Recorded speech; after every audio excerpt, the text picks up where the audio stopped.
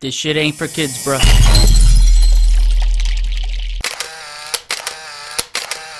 What's up, everyone? It's your boy X-Man87 here, bringing you another Mezco Toyz video, and what I have for you today is the Mezco Toyz Previews exclusive X-Men Cable action figure review. If you could please drop a like rating on the video, it'll help show your support for my channel. I greatly appreciate it. Also, I want to give a big shout out to my local comic shop, Rebel Base Comics and Toys in Charlotte, North Carolina. Thank you for helping me acquire this Cable action figure. One cool thing I want to start doing from now on, if you guys are watching this review, screenshot whatever segment you are on, share it on Instagram, tag me, add it to your stories, and I'll add it to mine, tagging you along with it, letting everyone know to check out X-Man87 for action figure reviews.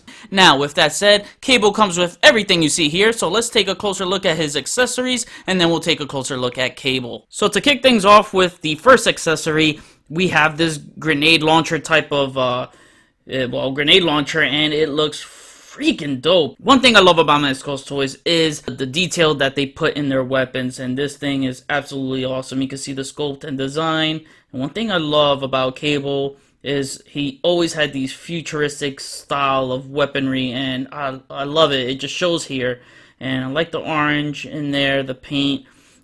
This right here, the grenades do rotate. You can see all sorts of scuffages and wear and tear throughout the weapon. This is so freaking dope. You got some orange there and orange at the bottom. Very bulky on the front here. Orange in the front right there. Again, you get more scuff marks there, so it's really cool.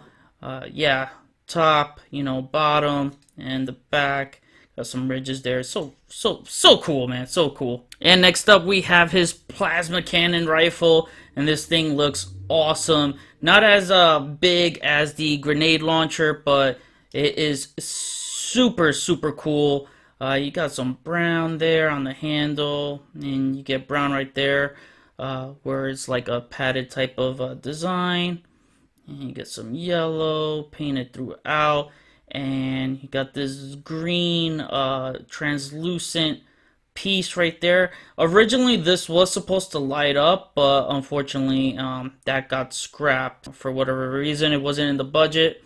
That would have been super cool to see. There is a slight gap here, so it might be modified if you could crack this thing open carefully and try to get a small light in there.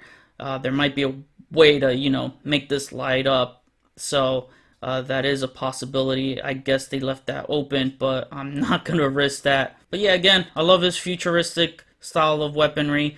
Got the handle right there, and you get this ammo type of cartridge that is removable, and if you look closely, you got these ridges in there, so you're gonna line the pattern with the cartridge and plug it in there, and it's nice and firm. So that is really cool. Maybe if I blow on it like the old Nintendo cartridges, I could get it to light up. Sweet, I got it to light up. Nah, I'm just kidding. It's an LED light. But that is an option you could do, is kind of work your way around some sort of light piping feature. But yeah, overall it's just super dope. You get these scuffages and stuff like all throughout. So dope. Love the wear and tear kind of look. Next up, you get a handgun. Really like the paint. You got a dark shading of gray, and that gunmetal color and a light shade of gray, and then you have like brown right there on the grip. He has a gun holster on the side, and that slides in like so. Next up, we get the exclusive weapon to this figure, and it is the spear, and this looks so freaking good. And I might add, it is really pointy, so this can definitely draw some blood. It is nicely designed and comic accurate as well, as he did wield this in the comics before. So I really like how Mezco will grab from the source material. They didn't just throw this in there real sharp, but just to show you the colors, you get this nice blue color with some, you get some black wash thrown in there. All throughout, you'll see that same color pattern. and a really nice design. So yeah, something cool you don't see in an everyday Cable action figure, so I really love how they were thoughtful to grab something from the source material. And as for interchangeable hands, he comes with 2 pair of closed-fisted hands, 2 pair of gripping hands, which is great to hold either his spear or the handlebar on his plasma cannon rifle for support. He comes with 2 trigger finger hands and 2 pair of open hands, which can be used to help support holding his rifle on either side. Alright, now to take a look at one out of the 2 heads. Here we have his neutral head right here, and it looks freaking dope. Love the detail on this. Mezco did an outstanding job in my opinion with the face here. Love the, the scars right here on his eye. He's got blue eyes right there. He's got the gray, whitish eyebrows. Nice expression, for him looking real like stern. One thing that's really cool, you see like some sort of almost skin texture looking type of sculpture on the head, so that's really impressive. It's really cool. Makes him look, it gives him this rugged look, and you can even see it, throughout his cheekbone right there. Yeah, I really like the hairstyle. He has that nice slick back hairstyle, similar to Josh Brolin's Cable. Taking a look at that hairstyle all around. Yeah, it's slicked and combed back nicely. And the yellow eye is super dope as it lights up. So for the light up feature, you're just gonna pop off the head. And this little ball jointed neck, you're just gonna turn it counterclockwise to the right, and then pop it off nicely. So you get this cylindrical shaped battery as its neck. It looks funny. The batteries you'll have to pop in. They are included. You just have to manually pop them in yourself. So once you pop them in, you got this switch at the bottom that says off and on. You're going to turn it on. So now you have the light emitting through the neck, and then you're just going to put it back into place. And once you slide that down, turn it counterclockwise to the left, you should hear a click. And now we're going to pop the head back on. Boom. Yo, this thing looks so freaking badass. I think light up features on 6-inch figures are one of the coolest things when done right. And just showing you here, yeah, looks so freaking good, man. Then to show you the next alternate head we have. So he has this very mean grinning look, but just showing you the light up feature on this face. It looks so good. And if you can see, looks like he has a pupil inside the, light up eye. So I think that's so freaking dope, man. Now turning the light on, I mean, you could judge for yourself, but it's okay. I still think that Mezco needs to do, they need to improve when they're doing like those grinning teeth expressions, because sometimes the teeth could look a little off, or the mouth, but mine's not that bad. I like the sculpture, like the wrinkles right there. You got some very frustrated eyebrows right there, but for the most part, it looks pretty cool. Now to take a look at the rest of the body here, he has his nice blue and yellow X-Men outfit, which I dig so much. So he has this nice overlay where the belt, holster, and the straps all here are connected. They're all one piece. And I really like the design here, the sculptures. And you get some techie-like pattern designs right here going down the straps there, and like this nice light shade of blue, and it goes throughout, as you can see in some of his pouches. And you get some black thrown in there too, in the middle of his belt. But yeah, I really like the way those X-Men logos came out right there. So nice. Looking at the back right there, I like the nice added touch of these bolts. And again, same design throughout. On the back, it gets a little iffy here with the stitching. I'll just have to, cut that out carefully because that's sticking out.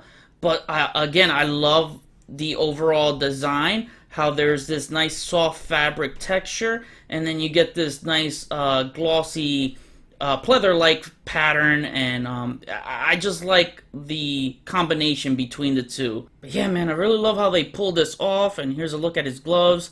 Again, more of that techie design pattern. I really like the design of his gloves, how it has the X-Men, or just an X there. I want to say X-Men logo, but I guess you can say that. But really nice how it's like a darker shade of yellow, almost orangey-like. First off, I want to say that the way this arm came out, between the paint, the sculpture, everything, it's awesome. It's good. I really dig it, especially when we get to the wiring. We'll take a closer look at that.